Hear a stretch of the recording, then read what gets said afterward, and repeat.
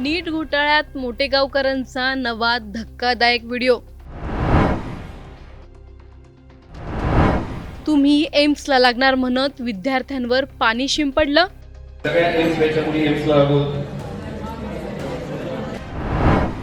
पेपरफुटी, अंधश्रद्धा आणि करोडोंचा खेळ।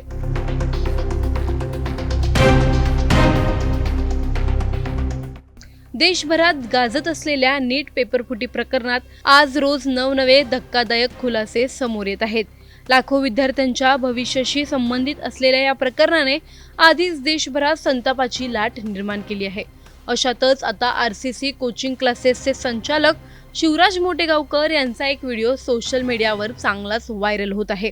त्या व्हायरल व्हिडिओमुळे या संपूर्ण प्रकरणाला एक वेगळंच वळण मिळालेलं आहे।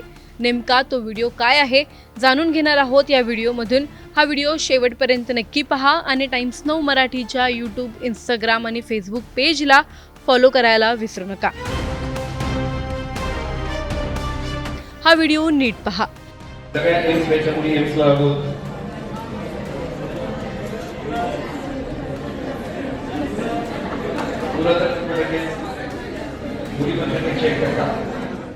या व्हिडिओमध्ये मोटेगावकर विद्यार्थ्यांवर तांब्याच्या भांड्यातून पाणी शिंपडताना दिसत आहेत। विशेष म्हणजे तुम्ही एम्सला लागणार असा दावा देखील ते करत असल्याचं या व्हिडिओत ऐकू येतं। परिणामी शिक्षणाच्या नावाखाली विद्यार्थ्यांच्या मानसिकतेशी खेळ केला जात होता का असा गंभीर सवाल आता उपस्थित होतोय। लातूरमधील RCC कोचिंग क्लासेस आणि नीट पेपरफुटी प्रकरण याचा संबंध समोर आल्यानंतर CBIने तपासाची चक्र वेगाने फिरवायला सुरुवात केली। या प्रकरणात शिवराज मोटेगावकर आधीपासूनच CBIच्या ताब्यात आहेत। मात्र आता समोर आलेल्या नव्या व्हिडिओमुळे तपास अधिकच गडद झाला आहे। व्हिडिओमध्ये मोटेगावकर गवताच्या सहाय्याने विद्यार्थ्यांवर पाणी शिंपडताना दिसतात आणि त्याच वेळी विद्यार्थ्यांना यशाचं आश्वासन दिलं जात असल्याचंही ऐकायला मिळतं। त्यामुळे हा प्रकार केवळ प्रेरणादायी उपक्रम होता की विद्यार्थ्यांच्या भावनांशी खेळ करत अंधश्रद्धेचा आधार घेतला जात होता अशी चर्चा आता सुरू झाली आहे। सोशल मीडियावर हा व्हिडिओ मोठ्या प्रमाणावर व्हायरल झाल्यानंतर अनेकांनी तीव्र प्रतिक्रिया व्यक्त केल्या आहेत। काहींनी याला मानसिक प्रभाव निर्माण करण्याचा प्रयत्न म्हटला आहे तर काहींनी थेट अंधश्रद्धेचं स्वरूप असल्याचा आरोप केला आहे। विशेष म्हणजे नीट सारख्या देशातील सर्वात मोठ्या वैद्यकीय प्रवेश परीक्षेभोवती इतक्या गंभीर प्रकारच्या गोष्टी घडत असल्याने पालकांमध्येही संताप व्यक्त केला जात आहे। दरम्यान CBIकडून या प्रकरणाचा तपास देशातील विविध शहरांमध्ये सुरू आहे।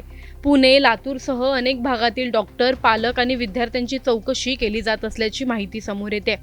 काही डॉक्टरांनी स्वतःच्या मुलांना मेडिकलमध्ये प्रवेश मिळावा यासाठी लाखो रुपये देऊन फुटलेला पेपर विकत घेतल्याचा संशय तपास यंत्रणांना आहे। स्वतःचं हॉस्पिटल पुढे चालवण्यासाठी मुलांनाही डॉक्टर बनवण्याचा दबाव आणि त्यातून तयार झालेली ही कथित रॅकेट आता उघड होत असल्याचं चित्र आहे। या संपूर्ण घोटाळ्याचा केंद्रबिंदू पुणे असल्याची चर्चा अधिक तीव्र होत आहे। NTA मध्ये काही शिक्षकांची नियुक्ती नेमकी कोणाच्या प्रभावामुळे झाली? कोचिंग क्लासेस, डॉक्टर, पालक आणि पेपर माफिया यांचं मोठं नेटवर्क कार्यरत होतं का? आणि सर्वात महत्त्वाचं म्हणजे लाखो मेहनती विद्यार्थ्यांच्या भविष्याशी खेळ करणाऱ्यांवर खरोच कठोर कारवाई होणार का? कारण आता प्रश्न फक्त पेपर फुटीचा राहिलेला नाही, प्रश्न आहे देशाच्या शिक्षण व्यवस्थेवरील विश्वासाचा आणि तो विश्वास नेमका कुणामुळे तुटला? तुम्हाला काय वाटतं आम्हाला कमेंटमध्ये नक्की कळवा। व्हिडिओ आवडल्यास लाईक व शेअर करायला विसरू नका। तसंच अशा नवनवीन अपडेट्ससाठी व माहितीपूर्ण व्हिडिओजसाठी टाइम्स नाऊ मराठीला नक्की फॉलो करा।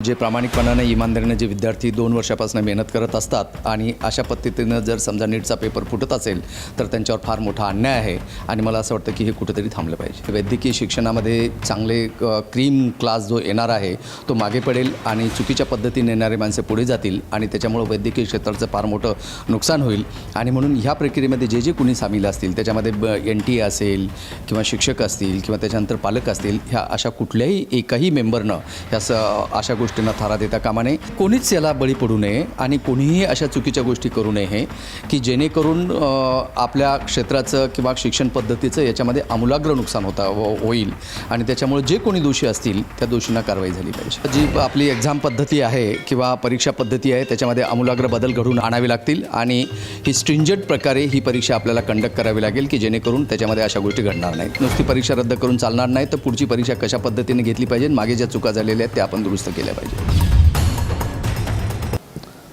आपल्यासोबत MMC बोर्डाचे सदस्य तथा नांदेड डॉक्टर संघाचे अध्यक्ष डॉक्टर संजय कदम आहेत. सर, प्रथमतः टाइम्स नाव मराठीमध्ये आपलं स्वागत आहे. खूप खूप धन्यवाद. MMC बोर्डाचे आपण सदस्य आहात, मात्र MMC बोर्डानं संपूर्ण जी या सरकारनं जी निवडणूक प्रक्रिया आहे ती रद्द केली आहे.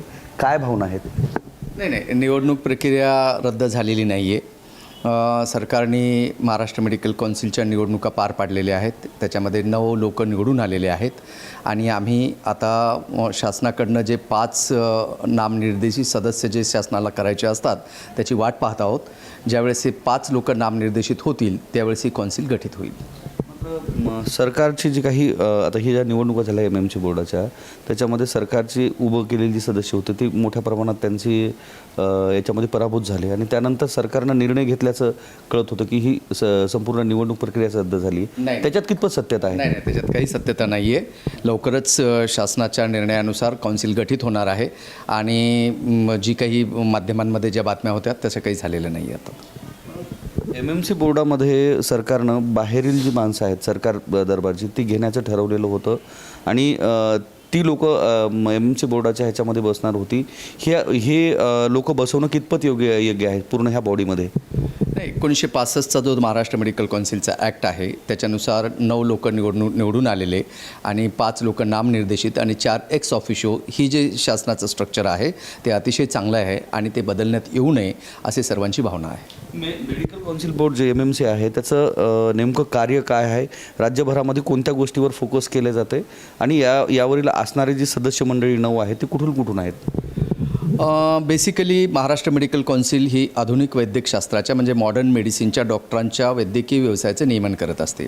साधारणतः आपल्या राज्यामध्ये 2 लाख मॉडर्न मेडिसिनचे पदवीधर आहेत आणि त्या पदवीधरांकडनं जर रुग्णांवर उपचार करत असताना जर समजा काही चूक झाली तर डॉक्टरांना शासन करण्याचं किंवा त्यांना पनिशमेंट करण्याचं काम ही संस्था करत असते. त्याचसोबत ज्या वेळेस डॉक्टर प्रॅक्टिसमध्ये येतात त्यांना प्रोव्हिजनल आणि परमनंट रजिस्ट्रेशन देणं म्हणजे लायसन देणं याचंसुद्धा काम ही संस्था करत असते. त्याच्यानंतरसुद्धा वैद्यकीय शिक्षणाचा जो क्वालिटी कंट्रोल आहे ते सुद्धा काम महाराष्ट्र मेडिकल कौन्सिल करत असते. काय वाटतं ज्या पद्धतीची आता नीट UG 2026ची एक्झाम पार पडली आणि त्यामध्ये पेपर फुटीसारखा प्रकार घडलेला आहे. अनेक विद्यार्थ्यांचं म्हणजे जवळपास 22 लाखाच्या वर विद्यार्थ्यांचं नुकसान झालं आहे. काय भावना आहेत? नाही, बिलकुल ते अतिशय चुकीचं आहे. कारण जे प्रामाणिकपणाने इमानदारीने जे विद्यार्थी 2 वर्षापासून मेहनत करत असतात आणि अशा पद्धतीनं जर समजा नीटचा पेपर फुटत असेल तर त्यांच्यावर फार मोठा अन्याय आहे आणि मला असं वाटतं की हे कुठेतरी थांबलं पाहिजे. NTA आता ह्या सगळ्या पेपरफुटी प्रकरणामध्ये प्रमुख जे आहे नॅशनल टेस्टिंग एजन्सी ज्याला NTA आपण म्हणतो, ही जी एक्झाम होताना एक खाजगी संस्थेला एक काम दिलेलं आहे आणि NTAचे सुद्धा काही जे पदाधिकारी त्याच्यात असल्याचं बोललं अध्यक्ष धर्मेंद्र प्रधान वगैरे आहेत. तर ह्या सगळ्या प्रक्रियेमध्ये NTAचं हे काम हे सदोष नाही असं वाटतं का आपल्याला? मला असं वाटतं की नॅशनल टेस्टिंग एजन्सी ही खरं जर म्हटलं ही सगळी संस्था नीट कंडक्ट करण्याचं काम करत असते आणि त्यांचीसुद्धा जबाबदारी नक्कीच निश्चित व्हायला पाहिजे की जेणेकरून भविष्यकाळामध्ये असे प्रकार घडता कामा नयेत. नीट ही जी परीक्षा आहे 2024मध्ये सुद्धा नीट पेपर फुटीचे बरेचसे आरोप झाले होते. त्याच्यामध्ये सुद्धा त्यानंतर 2024मध्ये जे लोकसभा निवडणुका होत्या आणि त्यांचा रिझल्ट लागला त्या दिवशीच म्हणजे 27 तारखेला रिझल्ट लागणार होता, तो 22 तारखेला देण्यात आला आणि लोक सगळे त्याच्यात गुंतलेले होते. त्यावेळेससुद्धा यावर आक्षेप घेतलेला गेला होता आणि आता तर हा नीट पेपर फुटीचा प्रकार झालेला आहे. तुम्ही ह्या सगळ्या गोष्टींकडे कसं पाहता? नीट पेपरफुटीसारखे प्रकार, वारंवार वाढणाऱ्या पेपरफुटी, या गोष्टीकडे खरंच वाटतं शिक्षण व्यवस्थेचं कुठंतरी वेगळेपणा किंवा त्याच्यामुळे विद्यार्थ्यांचं नुकसान होतं असं वाटते का तुम्हाला? नक्कीच, कारण जर अशा प्रकारच्या गोष्टी जर घडत गेल्या तर जे इमानदारीने अभ्यास करणारे किंवा चांगले विद्यार्थी आहेत ते मागे पडतील आणि त्याच्यानुसार जे वैद्यकीय शिक्षणामध्ये चांगले क्रीम क्लास जो येणार आहे तो मागे पडेल आणि चुकीच्या पद्धतीने येणारे माणसे पुढे जातील आणि त्याच्यामुळं वैद्यकीय क्षेत्राचं फार मोठं नुकसान होईल. आणि म्हणून ह्या प्रक्रियेमध्ये जे जे कोणी सामील असतील त्याच्यामध्ये NTA असेल किंवा शिक्षक असतील किंवा त्याच्यानंतर पालक असतील, ह्या अशा कुठल्याही एकही मेंबरनं अशा गोष्टींना थारा देता कामा नये, जेणेकरून वैद्यकीय क्षेत्राचं पावित्र्य राखलं जाईल. नीट 2026चा जो पेपर आहे 10 दिवस अगोदर एका क्लासेस चालकाच्या मोबाईलवर येतो. त्यानं जे गेस पेपर दिलेला आहे 45 पैकी म्हणजे फिजिक्सच्या 45 प्रश्नापैकी 42 ॲज इट इज येतात. 10 दिवस अगोदर पेपर येतो, कितीतरी जणांना तो फॉरवर्ड करतो.